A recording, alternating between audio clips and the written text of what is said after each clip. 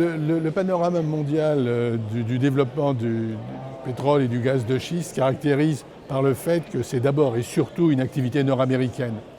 Aujourd'hui, il y a 100 000 puits en production aux États-Unis et au Canada, alors que dans le restant du monde, il y a moins de 1000 puits. Donc cette activité est profondément une activité nord-américaine.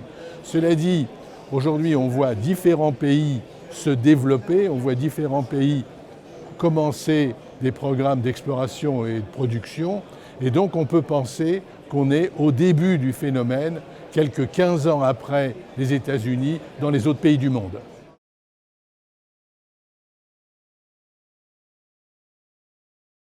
Alors, en ce qui concerne le développement du gaz et du pétrole de schiste en dehors des États-Unis, il y aura besoin de constituer un certain nombre de conditions que nous avons appelées écosystèmes, que ce soit bien sûr la géologie, mais que ce soit les infrastructures de transport, la disponibilité en eau ou en sable. Et puis par-dessus tout, l'élément fondamental, c'est l'acceptabilité par les populations. On voit bien que dans presque tous les pays du monde, avant que l'on puisse vraiment commencer à explorer du pétrole et du gaz de schiste, il faut que les populations locales qui sont concernées par ces développements l'acceptent et soient en état de vivre avec ces opérations.